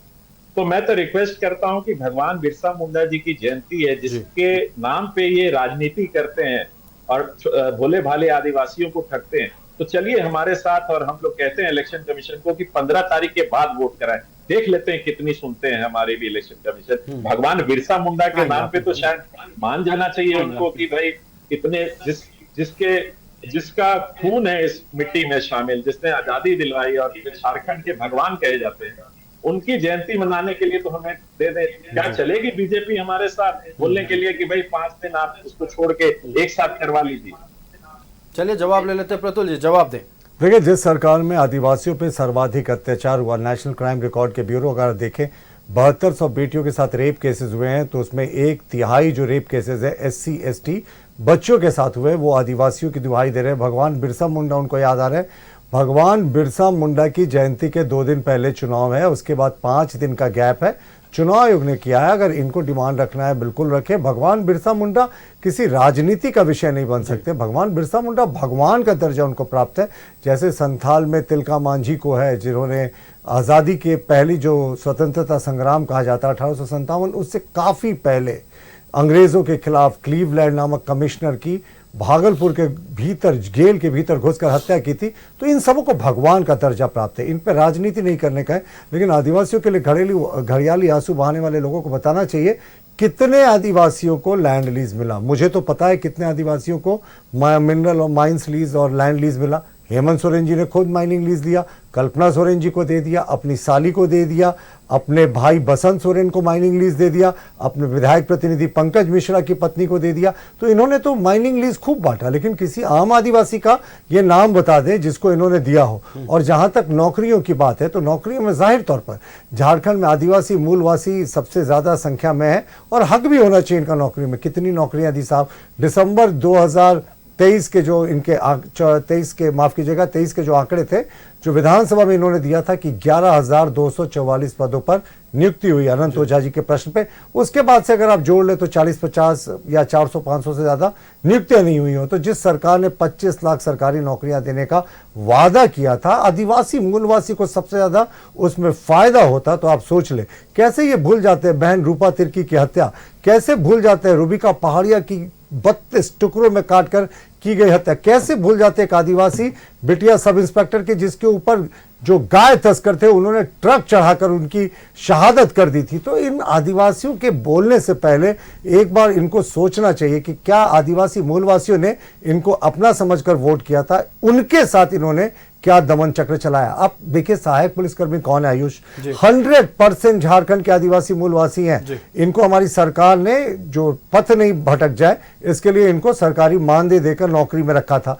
अब आप देखें इनको 2 बार लाठियों से पीटा गया। 2020 में राजभवन के सामने बेदर्दी से अपनी जायज मांगों को मांग कर रहे सहायक पुलिसकर्मियों को हेमंत सरकार ने लाठी डंडों से पीटा और फर्जी मुकदमे किए। अभी 2 महीने पहले ये सहायक पुलिसकर्मी जब मुख्यमंत्री से अपना मांग पत्र देने जा रहे थे, उस समय बेदर्दी से सरकार ने इनको पीटा। और उसके अतिरिक्त मोराबादी मैदान में जो इनकी पत्नियां रह रही थी टेंट लगाकर, लगातार अनिश्चितकालीन धरना चल रहा था, गर्भवती महिलाओं तक को हटा दिया गया, टेंट उखाड़ दिया गया और बदसलूकी की गई। तो आदिवासी मूलवासियों की जो बात करते हैं ना, एक बार इनको अपना रियलिटी चेक करना चाहिए। कहने को तो आदिवासी मूलवासी हैं, मुख्यमंत्री जी के पार्टी के एक भी प्रवक्ता आदिवासी मूलवासी हो उनका नाम बता दें, मुख्यमंत्री जी के एक भी सलाहकार आदिवासी मूलवासी हो नाम बता दें। ये बात जरूर आदिवासी मूलवासी की करते हैं, लेकिन करते ठीक इसके विपरीत है। और अब 2,60,00,000 जनता जो वोटिंग करेगी वो इस कुशासन, भ्रष्ट, निकम्मी और 20-20 अभ्यर्थी जो उत्पाद सिपाही अभ्यर्थी थे उनकी जान लेने वाली इस हत्यारी सिस्टम को इस सत्ता से उखाड़ फेंकेगी। अब जनता का भी सब्र का बांध टूट गया साहब। भारतीय जनता पार्टी तो बिल्कुल उत्साहित है चुनाव को लेकर, लेकिन सुबह से झारखंड मुक्ति मोर्चा रोना अपना शुरू किए हुए, कोई ना कोई बहाना बना रहा है, 1 महीने क्यों नहीं करने दिया, चुनाव आयोग हमारे इशारे पे चलता है। साहब अगर हिम्मत है तो चुनाव को फेस करें ना, आपने 59 महीने काम किया तो आपका 59 महीने का ट्रैक रिकॉर्ड होना चाहिए ना। 1 महीने के लिए क्या कर रहे हैं? और ये चुनाव आयोग की शक्तियां हैं, कोई ये पहला राज्य नहीं है जहां समय के 1 महीना पूर्व चुनाव नहीं हो रहा। हम तो इससे तय समय पे चुनाव मानते हैं। 6 महीने पहले तक जब चुनाव आयोग को कराने की संवैधानिक शक्तियां हैं तो 1 महीने के लिए ये रोना पीटना क्यों? जाहिर तौर पर बहाने ढूंढे जा रहे हैं। आयुष, हार के बाद कुछ तो बहाने चाहिए होंगे ना इनको। जी बिल्कुल। कांग्रेस की ओर से यह सवाल उठाया जा रहा है कि आखिरकार भगवान बिरसा मुंडा की जयंती कैसे मनाई जाएगी? जैसे आचार संहिता के बीच दिवाली मनाई जाएगी, जैसे छठ महापर्व मनाया जाएगा, वैसे भगवान बिरसा मुंडा की जयंती मनाई जाएगी, क्योंकि गैप लंबा है। पहले चरण और दूसरे चरण के बीच गैप लंबा है। तो सवाल यह नहीं है कि आखिरकार 2 चरण में मतदान क्यों, सवाल यह है कि तैयारियां कितनी हैं, सवाल यह है कि आखिरकार काम कितना हुआ है। सवाल यह है कि कांग्रेस कह रही थी ये इसी डिबेट में बैठकर, इसी न्यूज रूम में, इसी स्टूडियो में, कि जैसे ही चुनाव की तारीखों का ऐलान होता है हम रिपोर्ट कार्ड जारी करेंगे। कांग्रेस के प्रवक्ता ने कहा था। कांग्रेस रिपोर्ट कार्ड कब जारी कर रही है किशोर जी? आपके बात से तो आयुष जी लग रहा है कि आप इलेक्शन कमीशन के जो डेट अनाउंसमेंट है उसको जस्टिफाई कर रहे हैं। जी, लोग जस्टिफाई नहीं कर रहे। नहीं, आपने कहा कि काफी गैप है, आप कैसे कह रहे हैं कि 15 तारीख को मनाएंगे? आप कह रहे हैं कि देखिए, आप अनाउंसमेंट हुआ जी, सभी ने अपनी अपनी प्रतिक्रिया दी, सभी ने अपनी अपनी बात को रखा। कोई किसी दृष्टिकोण से देख रहा है हमारे नेता, कोई किसी दृष्टिकोण से देख रहा है। लेकिन मैंने कहा कि जो डेट अनाउंस हो गया उस पर हम तैयार हैं, हम चुनाव के लिए तैयार हैं, इसलिए चुनाव लड़ने के लिए तैयार हैं। अब हमारी तैयारी है। अब अलग अलग विचार लोगों के आते हैं, आए हैं, तो ये भी बात सही है। मैंने अभी पहले कहा था कि बिरसा मुंडा की जयंती है, झारखंड का स्थापना दिवस है इसी बीच में, और ये भी कहा था कि उसके बाद भी इलेक्शंस हो सकते थे। मान लीजिए पहला फेज 20 तारीख को होता, दूसरा 25 को होता, 27 को होता।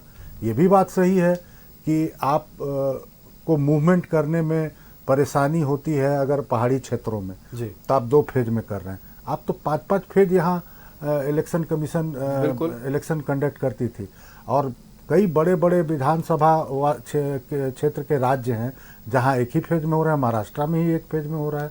तो सबके अलग अलग ओपिनियन तो आएंगे ही, लेकिन हम किसी को जस्टिफाई करेंगे कि नहीं ये सही है, आपने ऐसा प्रश्न क्यों किया? नहीं, उस सवाल पर ये जवाब था कि भगवान बिरसा मुंडा की जयंती कैसे मनाई जाएगी। हम जस्टिफाई नहीं कर रहे क्योंकि दीपावली और छठ भी बीच में, तो वैसे ही जवाब हमने आपको दिया। नहीं, मनाई जाएगी। अब जिस परिस्थिति में भी है उसी परिस्थिति में मनाई जाएगी। अब उस इलेक्शन का डेट अब हमारे लीडरशिप डिसाइड करेंगे कि हम चुनाव आयोग के पास जाएंगे, हम डेट बढ़ाने की मांग करेंगे। हम आमतौर पे तो नहीं देखे हैं कभी कि इस तरह की मांग करने से डेट बढ़ा है, लेकिन अगर मांग करते हैं तो वो एक स्टैंड होगा कि भाई हम इस तारीख को चाहते हैं चुनाव। मानना नहीं मानना तो इलेक्शन कमीशन का काम है। मैंने कहा कि बहुत सुझाव दिए गए थे, ये यहाँ पर मीटिंग हुई थी रेडिसन ब्लू में, वहाँ भी कई सुझाव दिए गए थे। तो ये इलेक्शन कमीशन के ऊपर निर्भर करता है कि वो कितने सुझाव मानेंगे नहीं मानेंगे। अभी हमारे भाई प्रतुल जी भी कह रहे थे सहायक पुलिसकर्मी को। मैं तो सिर्फ इतना पूछना चाहता हूं इनसे कि किस नियमावली के तहत सहायक पुलिसकर्मी की भर्ती यहाँ हुई जी? किस नियमावली के तहत? सिर्फ आप इतना बता दीजिए। बिल्कुल, आपके सवाल का जवाब लेंगे। चुनावी रणभेरी बज चुकी है, तारीखों का ऐलान भी हो चुका है। अब 1 महीने का समय बचा हुआ है। 1 महीने के भीतर पहले चरण का मतदान हो जाएगा। पहले चरण में 43 सीटों पर मतदान होने, दूसरे चरण में 38 सीटों पर मतदान होगा। तमाम राजनीतिक पार्टियां अपने तरीके से तैयारियों में जुटी है। उम्मीदवारों के ऐलान भी बहुत जल्द, यानी कि उम्मीदवारों के नाम का ऐलान भी बहुत जल्द हो सकता है। आजसू का रुख करेंगे। भारतीय जनता पार्टी की ओर से संजय जी ये कहा गया था कि बहुत जल्द, जैसे ही चुनाव की तारीखों का ऐलान होता 48 घंटे के भीतर हम ऐलान कर देंगे अपने प्रत्याशियों का। लगभग 98% नाम जो है वो तय हो चुके हैं। और यह भी कहा गया था कि 10 के आसपास ही आजसू का सीट रहेगा, चाहे 9 रहे चाहे 11 रहे। ये 9, 10, 11 वाला जो आंकड़ा है ये जनता को कंफ्यूज कर रहा है। कहां 10 या 11 में कंफ्यूजन है, पेच फंस रहा है, या 9, 10 में पेच फंस रहा है? मुझे लगता है कि 10 और 11 में कंफ्यूजन है जी। कंफ्यूजन नहीं है, आप पेच फंस रहा है। पेच एक सीट पे कहीं पेच फंस रहा है और मुझे लगता है कि वो भी सुलझ गया और ऐसी आशा की जाती है कि अगले 1-2 दिनों में नामों की भी घोषणा कर दी जाएगी दोनों पार्टियों की ओर से। इंतज़ार किया जा रहा था चिराग पासवान जी का और संभवतः कल वो पहुंच रहे हैं जी। उनके पहुंचने के बाद एक विमर्श होगा और विमर्श के बाद सीटें बिल्कुल साफ तौर पे बता दी जाएंगी कि किनको कहाँ से चुनाव लड़ना है, किस पार्टी के हिस्से में कितनी सीटें गई और कौन कहाँ से चुनाव लड़ेगा। तो अब इस पूरे प्रकरण का पटाक्षेप बिल्कुल निकट है, इसमें कोई अब संशय नहीं है, कोई मतभेद नहीं है। तो थोड़ा सा और प्रतीक्षा कर लें, सब कुछ स्पष्ट होगा।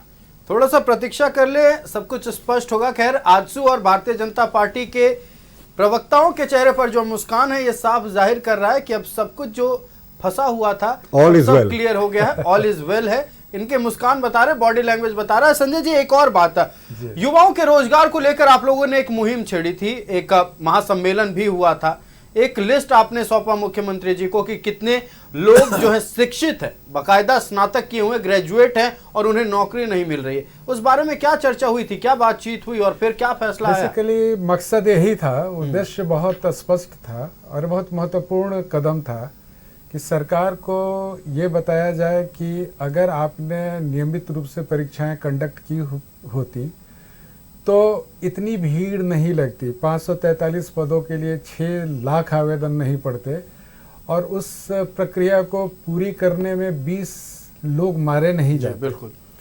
तो ये एक संवेदना के स्तर पर की गई पहल थी और सरकार को एक तरह से चेतावनी दी गई थी और उसको जगाने का प्रयास था कि आपने ऐसा नहीं किया। और इस राज्य में अभी लगभग 7 से आजसू को क्या लगता है, सरकार जागी? प्रश्न है जगाने का, प्रश्न है चेतावनी देने का। और रणभेरी अब तो बच चुकी है, अब तो केवल यही प्रण होगा कि केवल रण होगा और इसी विषय पे रण होगा। चलिए, प्रण की बातें कर रहे, भारतीय जनता पार्टी भी 5 प्रण की बात कर चुकी है और अब आजसू भी प्रण की बात कर रही है। मतलब साफ है, फ्रीक्वेंसी एक सा नजर आ रहा है। नहीं, बिल्कुल फ्रीक्वेंसी के लेवल पे कहीं कोई भिन्नता नहीं है, हम लोग एक ही मेगाहर्ट्ज पे हैं। जी बिल्कुल, एक ही मेगाहर्ट्ज पर है, साफ तौर पर आजसू की ओर से जो गठबंधन का धर्म है उसको समझते हैं, त्याग, बलिदान, सहिष्णुता पे आधारित हमारा गठबंधन है और इसके साथ ही साथ उद्देश्यों की पूर्ति के लिए, समान उद्देश्यों की पूर्ति के लिए किया गया एक समान प्रयास होगा। ये जो रण है इसमें हम सब प्रकार के वैसे अस्त्र शस्त्र का प्रयोग करने जा रहे हैं जो संवेदना के स्तर पर इस समाज को जागृत करने का होगा और संवेदना के स्तर पर झंझोड़ कर समाज को खड़ा करने का होगा उन लोगों के विरुद्ध जिन्होंने सामाजिक चेतना का एक तरह से हरण किया है। आयुष, एक बस छोटा सा पॉइंट मैं जोड़ना चाहूंगा। देखिए, आजसू और जो बीजेपी का गठबंधन था 2019 को छोड़ दे तो हमारा गठबंधन हमेशा इंटैक्ट था और आप देखें तो इससे पहले भी हम लोगों ने अपनी गिरिडीह की सिटिंग एमपी की सीट चंद्रप्रकाश चौधरी जी को दे दी थी क्योंकि हमें गठबंधन धर्म निभाना आता है। और आयुष, अब हो सकता है आज देर रात्रि या कल या परसों तक जो हमारा खाका है गठबंधन का वो आपके सामने आ जाएगा। मैं आपको अभी बता रहा हूं, आपके चैनल में बता रहा हूं, अब देखेंगे दोनों दल ने इस गठबंधन को बनाने के लिए बड़े बड़े सैक्रिफाइसेस किए। आजसू का भी साधुवाद है और भारतीय जनता पार्टी ने भी अपना धर्म निभाया। देखिए, सैक्रिफाइसेस की बात आज सुबह से ही हो रही है, जब से तारीखों का ऐलान हुआ है तब से हम लगातार भारतीय जनता पार्टी हो, आजसू हो, झारखंड मुक्ति मोर्चा, कांग्रेस, आरजेडी, तमाम राजनीतिक दल के नेताओं से बात कर रहे हैं, सब कह रहे हैं सैक्रिफाइस कर रहे हैं। सैक्रिफाइस का आंकड़ा क्या होगा वो तो खैर कुछ दिनों में सामने आएगा। हम झारखंड मुक्ति मोर्चा का रुख करते हैं, हमारे साथ बटर सिंह देओल जी जुड़े हुए हैं। मैया सम्मान योजना 1000 राशि दी जाती थी, दिसंबर महीने से महिलाओं को कैबिनेट की बैठक में यह फैसला लिया गया, महिलाओं को 2500 रुपए की राशि दी जाएगी। भारतीय जनता पार्टी कह रही है कि गोगो दीदी योजना की 2100 रुपए वाली योजना से घबराकर इसे 2500 योजना कर दी गई है।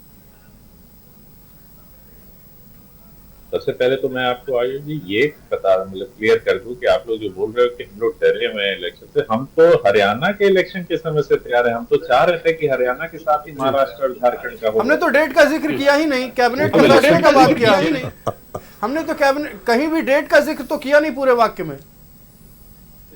देखिए, मैंने जो लास्ट में कहा था उसका जो काउंटर कर रहा हूँ कि जो लोगों की प्रतिक्रिया आई और आपने जिस हिसाब से कहा, जी हम हमेशा के लिए तैयार है। तैयार जो नहीं है वो सैक्रिफाइसेस कर रहे हैं, है ना, जिनको दिख रहा है बड़े बड़े सैक्रिफाइस, क्योंकि जानते हैं कि उनकी जमीनी हकीकत कहीं नहीं है।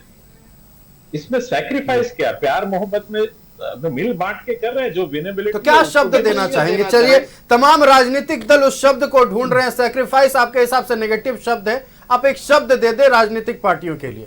बटर जी। कॉमन मिनिमम प्रोग्राम के हिसाब से विनिंग कैंडिडेट जीतेगा, जो जहां से विनिंग कैंडिडेट सीट में कॉमन मिनिमम प्रोग्राम, एक शब्द कोई दे देना बटर जी। अब देखिए, अब तो फिर डिक्शनरी खोलूंगा। नहीं, मतलब मैं आपने कहा नेगेटिव शब्द, मैं डिक्शनरी खोलने की जरूरत नहीं है, आप अपने हिसाब से जो मैंने उसे कह दे। विनेबिलिटी देखिए जी, एडजस्टमेंट लूट के लिए। और मैया समान योजना में इस पे जरा आ जाता हूँ। जी, हमने तो करके दिखा दिया ना अभी। जो बोगो योजना आएंगे तब देंगे, हमने तो कर दिया। और देखिए, हम जो हमारे सुबह से आप बोल रहे हैं कि इतनी देर 59 मंथ्स, हम तो हर दिन कोई ना कोई कर रहे हैं। कल नौकरियां बांटी हैं, आज भी नौकरियां बटी हैं, पर हमको एक्सटेंशन अडानी को 125 एकड़ देने के लिए नहीं चाहिए। महाराष्ट्र में देखा ना कि कल अडानी को 125 एकड़ कैबिनेट में दे दिया, तो हमको अडानी को और अंबानी को जमीनें देने के लिए नहीं चाहिए एक्सटेंशन। हमें जनता का काम करने, जनता की भलाई के लिए एक्सटेंशन चाहिए था।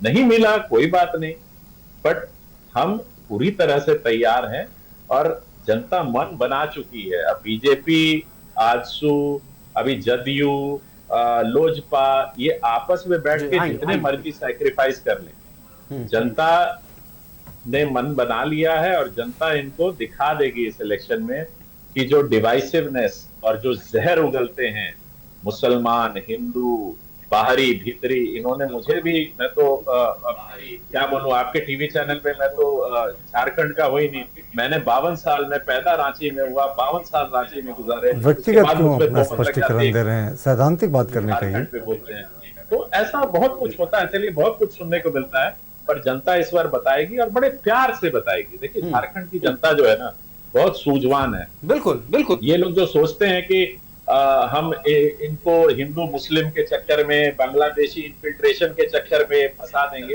वो फंसने वाली नहीं है।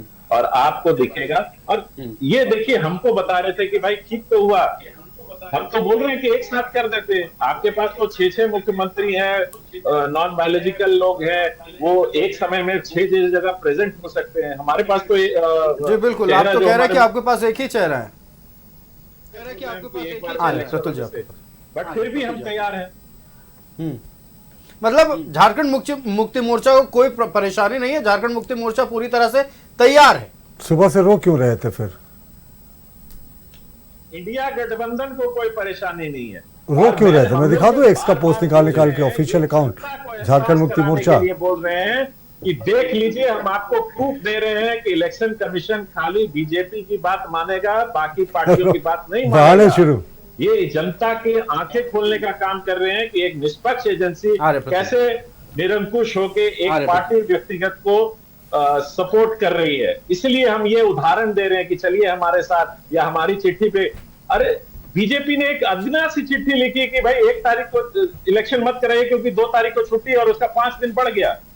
उस समय तो कोई लॉजिक काम नहीं किया। अभी जो बैठ के महान प्रवक्ता हम लोग के बोल रहे हैं स्टूडियो में, उस समय ये लॉजिक्स कहां गए थे भाई? चलिए, हम भारतीय जनता पार्टी का रुख कर लेते हैं। भारतीय जनता पार्टी से प्रतुल शाहदेव जी हमारे साथ है। प्रतुल जी, एक तरफ झारखंड मुक्ति मोर्चा कह रही है हम तैयार हैं, फिर ये कह रही है हमारे राय नहीं लिए जा रहे हैं। परेशानी आखिरकार है कहाँ? भारतीय जनता पार्टी से जेएमएम को परेशानी है या फिर परेशानी है तारीखों से? ये समझ में नहीं आ रहा। आप इस पर कुछ कहना चाह रहे थे? देखिए, विचलित जब आप हो जाते हैं ना, तो census take a back seat, यानी सेंसस काम करना आपका बंद कर देता है। पहले झारखंड मुक्ति मोर्चा का आप ऑफिशियल ट्वीट कुछ नहीं है, एक्स का पोस्ट निकालकर सुबह से देख ले। सुबह से रोना पीटना जारी है कि चुनाव आयोग हमारे संविधान की हत्या कर रहा है, 1 महीने पहले चुनाव करा रहा। और उसके बाद हेमंत सोरेन जी का भी अगर आप पोस्ट निकाल कर देख ले, तो वो कह रहे थे कि हम तो साहब किसी समय चुनाव हो जाए हम इसके लिए तैयार है। ये करीब 1 हफ्ता 10 दिन पहले तक मुख्यमंत्री जी का बयान आया था। अब लौटते मैया सम्मान योजना और गोगो दीदी योजना पर, देखिए जिस सरकार ने 57 महीने तक राज किया, लूट खसोट भ्रष्टाचार, हेमंत सोरेन सरकार हिस्ट्री में अब तक की सबसे करप्ट गवर्नमेंट के रूप में जानी जाएगी। मुख्यमंत्री जी खुद 5 महीने की जेल यात्रा करके आ गए। उनके कैबिनेट के मंत्री आलमगीर आलम साहब पूर्व मंत्री हैं, अब तो इस्तीफा दे दिया, वो जेल में बंद है। मुख्यमंत्री के जितने नगीने थे अमित अग्रवाल वो भी जेल में बंद हैं, और प्रेम प्रकाश को तो शायद बेल हो गई है, शायद छूटे नहीं है, छूटने की प्रक्रिया में या छूट भी गए होंगे। और प्रेम प्रकाश को आप कैसे भूल सकते हैं साहब, मुख्यमंत्री के हाउस गार्ड्स के जो दो AK-47 थे वो प्रेम प्रकाश के घर में रिकवर हुए थे जब ईडी ने रेड किया था, और ईडी के कहने के बाद विरांची पुलिस ने पार्टीशन रुख दिखाते हुए आज तक इस मुद्दे पर FIR नहीं किया। लौटते हैं मैया सम्मान योजना की ओर, तो मैया सम्मान योजना इनको देनी थी तो 57 महीने कहां सोए हुए थे साहब। उस समय सिर्फ लूट भ्रष्टाचार, खनन घोटाला, ट्रांसफर पोस्टिंग घोटाला, जो स्कैम, मिनरल स्कैम, इलीगल कोयले का स्कैम, मैं फिर से कह रहा हूं धनबाद का 1,20,000 करोड़ का अरूप चटर्जी जी के PIL पर किया हुआ केस पर किया हुआ हाई कोर्ट का PE दर्ज करने का CBI को आदेश कैसे भूल सकते हैं।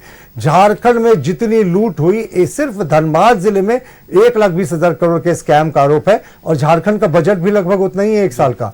तो आप मैया सम्मान योजना के लिए सीरियस थे तो भाई हमारे प्रभारी, चुनाव सह प्रभारी हेमंत बिश्व शर्मा साहब ने एक बड़ी अच्छी बात कही थी, हमें कोई आपत्ति नहीं, और हमें सच में कोई आपत्ति नहीं मैया सम्मान योजना से।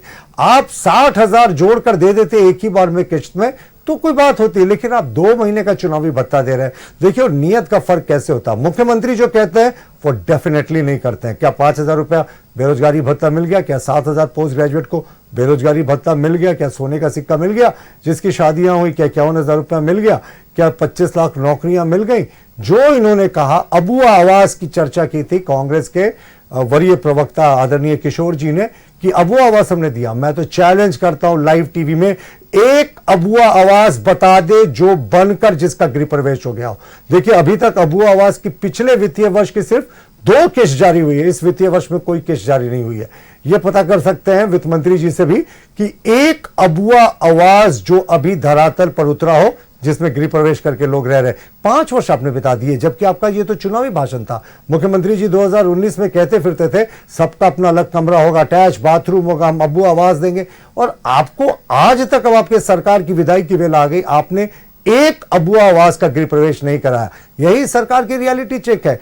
ये सिर्फ बड़े बड़ी बातें करती है। और देखिए, जो 2500 रुपए इन्होंने बढ़ाने की बात कही, ये सिर्फ गोगो दीदी योजना का इनका डर था। हमने तो 50 लाख से ज्यादा फॉर्म भरवा लिए जब हम सरकार में नहीं है, हमारे कार्यकर्ता घूमे, क्योंकि सबको पता है मोदी की गारंटी है तो ये डेफिनेटली डिलीवर होगा। इन्होंने तो अपनी पूरे सरकारी महकमे को लगाकर सिर्फ 47 लाख फॉर्म बनाए। मुख्यमंत्री जी ने तो 1,000 देने पर मैया सम्मान योजना निकाल दी थी। अब गोगो दीदी योजना का डर ऐसा था कि 2500 रुपए की घोषणा कर दी, और वो भी दिसंबर से। क्यों आयुष? हम तो पूछना चाहते हैं, मुख्यमंत्री जी कल कैबिनेट में घोषणा करते, नोटिफाई कर देते कि जिस दिन से मैया सम्मान योजना शुरू हुई है उसी दिन से 2500 की राशि मिलेगी। ये दिसंबर में क्यों कर रहे हैं? चलिए, वो कहते हैं ना 9 मन तेल होगा ना राधा नाचेगी। ये वापस नहीं आ रहे हैं। हमारी गोगो दीदी योजना हम पहले कैबिनेट से 60 महीने देंगे, मुख्यमंत्री की तरह अंतिम 2 महीने में नहीं। जी चलिए, जवाब ले लेते हैं। कांग्रेस से किशोर शाहदेव जी हमारे साथ है। किशोर जी, एक सवाल भारतीय जनता पार्टी बार बार उठा रही है, जब सरकार को क्षमता थी कि 2500 रुपए महिलाओं को दिया जा सकता है तो शुरुआत में 1,000 क्यों, फिर बाद में 2500 क्यों किया गया? किशोर जी, 2500 किया गया तो तकलीफ हो रही है क्या इन लोगों को? तकलीफ हो रही है तब ना बोल रहे हैं। ये तो वो लोग हैं जो मैया सम्मान योजना आया था तो इनके छोटे से बड़े सभी नेता ने क्रिटिसाइज किया, बोला कैसे आप किसी व्यक्ति को डायरेक्टली खाता में पैसा दे सकते हैं, ये इसको पर केस करेंगे हम लोग। उसके बाद जब देखा कि ये पॉपुलर हो गया तो इन्होंने इससे बढ़ चढ़ के वादा कर दिया। उसी वादे जो 5 पर्पज इन्होंने किया है उसी में इन्होंने कहा, इतना हास्यास्पद बात कहा कि 500 रुपया में सिलेंडर दे देंगे।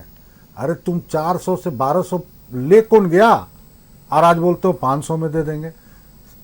इन सब विषयों के लिए मैं प्रतुल जी से 1-1 घंटा डिस्कशन करूंगा और एक चीज़ को उनको जवाब भी दूंगा, और इनसे भी जो केंद्र में बैठे हैं उनसे जवाब लूंगा। जी आज आएंगे प्रतुल। लोकतंत्र की उत्सव का घोषणा हुआ है जी।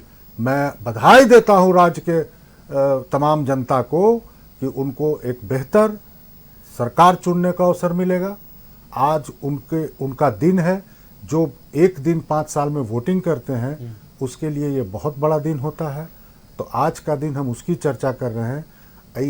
टीवी के स्टूडियो में जोर जोर से सिर्फ पटक पटक के बोलेंगे मैया योजना ऐसा है वैसा है। आप जाइए थोड़ा देहात में और देखिए क्या खुशहाली है, तब पता चल जाएगा कि लोगों को क्या विश्वास है इस सरकार में, तब पता चलेगा। किशोर जी आप आएंगे प्रतुल जी, आप किशोर जी बात करना चाह रहे हैं कि मौजूदा राजनीतिक परिदृश्य क्या है, चुनाव का घोषणा हुआ। चलिए एक जानकारी आपके जरिए हम दर्शकों तक पहुंचा देते हैं। 19 अक्टूबर को आपके नेता राहुल गांधी आ रहे हैं, क्या शेड्यूल है, क्या कुछ चर्चाएं होने वाली है, क्या बातचीत, वो किन से बातचीत करेंगे, क्या कोई सभा होगी, ये तमाम जानकारी भी साझा कर ही दे दर्शकों से। नहीं देखिए, अभी उनका टेंटेटिव प्रोग्राम है और उनके कार्यालय के बहुत सारे लोग आए हुए थे। ये संभावित है कि 19 तारीख को वो रांची आएंगे और यहाँ के तमाम हर वर्ग के सिविल सोसाइटी के लोगों से मिलेंगे। ये उनका चुनावी कोई कार्यक्रम नहीं है कि आए और जनसभा किया और दूसरा ओर से लोग सुना कि नहीं सुना चले गए। ये 2 वे कम्युनिकेशन का प्रोग्राम करते हैं, जिसमें उधर से भी लोग बोलते हैं और इधर से भी जवाब मिलता है और सवाल जवाब होते हैं, चर्चा करते हैं लोगों से। तो ये संविधान सम्मान समारोह के नाम से ये कार्यक्रम है।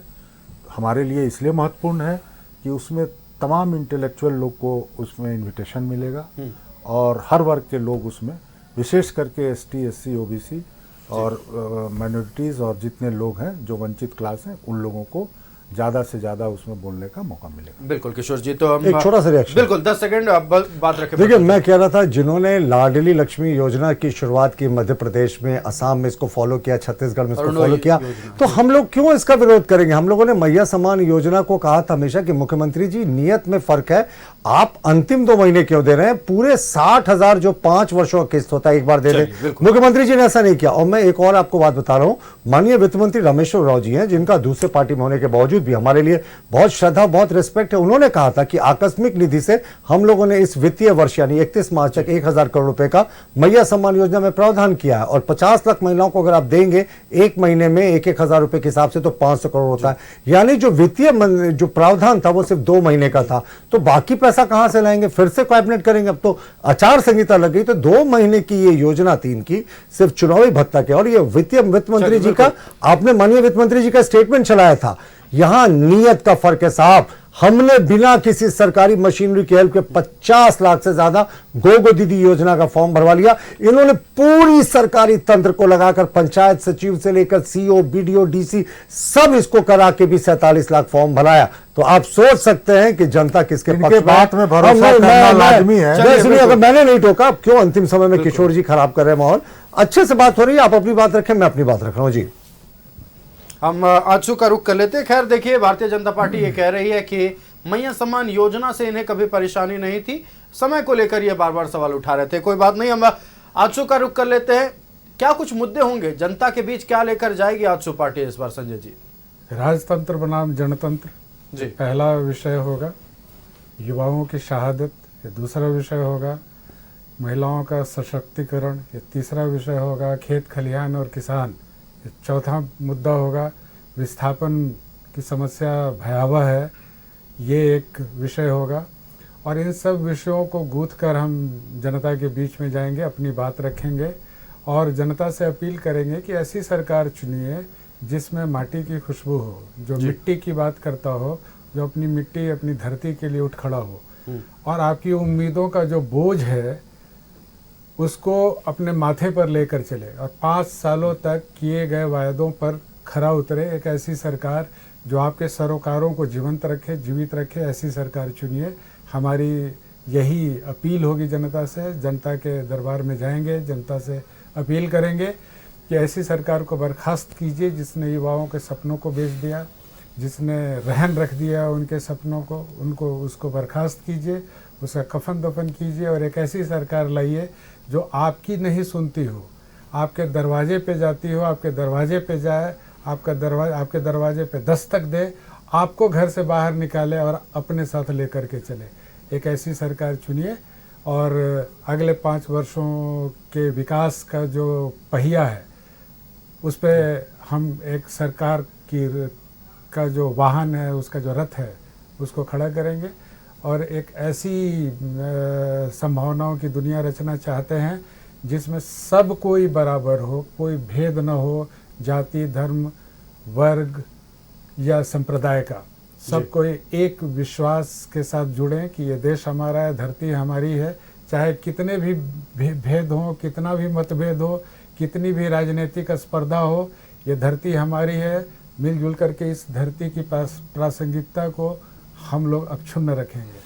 बिल्कुल, हम रुक कर लेते हैं। झारखंड मुक्ति मोर्चा का वक्त की पाबंदी है। बटर जी, एक आखिरी कमेंट लेना चाहेंगे, क्या लेकर झारखंड मुक्ति मोर्चा और किन मुद्दों को लेकर जनता के बीच जाएगी और इस बार अपने लिए वोट की अपील करेगी? सहमत हूं कि सरकार, जनता से तो यही अपील है कि सरकार ऐसी चुनिए जो जैसे हम जनता के द्वार जा रहे हैं वैसे द्वार जाए और खाली अडानी और अंबानी का काम ना करे, उनको कॉन्ट्रैक्ट्स और उनको जमीनें ना दे। और दूसरी बात है कि देखिए कितनी हास्यास्पद बात है और कितनी विडंबना है कि जो पार्टी हमको बोल रही है, मुख्यमंत्री मध्य प्रदेश के, असम के मुख्यमंत्री बोल रही है कि हमको मैया समान योजना से कोई प्रॉब्लम नहीं है, आप 5 साल का एक साथ दे देते। बट महाराष्ट्र में इनकी सरकार है, वहां तो दे के एग्जाम्पल सेट करना चाहिए था ना। वहां तो 3 ही किस्तें गई हैं लाडली योजना की, तो वहां ये एग्जाम्पल क्यों नहीं सेट हुआ? बीजेपी की सरकार है ना, तो अगर ये इतने लोगों की भलाई चाहते हैं तो दे के एग्जाम्पल सेट करते हैं कि देखिए हमने दिया, आप दो। पर वो तो दिया नहीं, इसलिए ये जनता को बरगलाते हैं और जनता इनकी बात में इस बार आने वाली नहीं है। और हमारे आजसू के मित्र देखिए विडंबना बोल रही है, जाति और इस पे कोई भेदभाव नहीं होना चाहिए, और उस पार्टी के साथ संगठन में है और कोalition में है जो सुबह शाम मुसलमानों को गाली देती है, मुसलमानों को भैंस चोरी कर लेंगे, बात कर रहे हैं, मॉडल कोड ऑफ कंडक्ट लागू हो गया है, आचार संहिता लगा हुआ है, ऐसे शब्दों का प्रयोग नहीं कर रहे हैं। प्रतुल जी आ रहे हैं, हम बात कर रहे हैं बटर जी से। बटर जी देखिए, अब शब्दों की मर्यादा पर ख्याल रखते हैं ना, आखिरी वक्त बचा है डिस्कशन का, हेल्दी बातचीत करते हैं। हम तो आपसे पूछ रहे थे कि आप क्या लेकर जनता के बीच जाएंगे?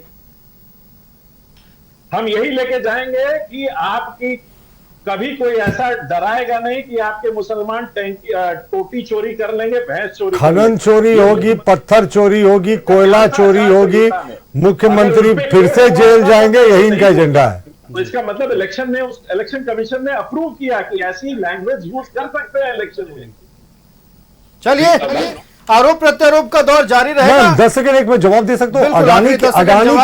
अडानी की जो बात करते हैं आयुष, इनको यह जवाब देना चाहिए कि अडानी को पॉल्यूशन कंट्रोल बोर्ड और स्टेट की जो नोडल एजेंसी थी उसने क्यों no objection certificate Hemant Soren के कार्यकाल में जारी किया। आखिर ये जो नो ऑब्जेक्शन सर्टिफिकेट अडानी के प्लान का था वो माननीय मुख्यमंत्री हेमंत सोरेन की सरकार ने किया। तो हाथी के दांत 2 तरह के हैं और जवाब भी आते रहेंगे आने वाले 30 दिनों तक। अब राजनीतिक पारा इससे भी ज्यादा गर्म होने वाला है। जैसे जैसे दिन करीब आएंगे, 13 नवंबर का दिन करीब आएगा, वैसे ऐसे राजनीतिक पार्टियां आरोप प्रत्यारोप लगाते रहेंगे, सवाल पूछते रहेंगी, जवाब भी मिलेंगे, कई कठोर सवाल भी होंगे जो जनता के द्वारा पूछे जाएंगे। अब देखना यह है कि जब वोट मांगने इस बार राजनीतिक दल के तमाम नेता जनता के दरबार पर जाती है, क्या मुद्दे होंगे और कौन कौन से वादे किए जाएंगे। हम अपने पैनल से एक बार परिचय करा दें और उनका धन्यवाद करते हैं। हमारे साथ किशोर शाहदेव जी हमारे साथ जुड़े हुए थे कांग्रेस से। किशोर जी बहुत धन्यवाद न्यूज 11 भारत को समय देने के लिए। प्रतुल शाहदेव जी हमारे साथ भारतीय जनता पार्टी से जुड़े हुए थे। प्रतुल जी बहुत धन्यवाद न्यूज 11 भारत को समय देने के लिए। हमारे साथ आजसू से संजय रंजन जी जुड़े हुए थे। संजय जी बहुत धन्यवाद न्यूज 11 भारत को समय देने के लिए। और झारखंड मुक्ति मोर्चा से हमारे साथ बटर सिंह देओल जी जुड़े हुए थे। बटर जी बहुत धन्यवाद न्यूज 11 भारत को समय देने के लिए।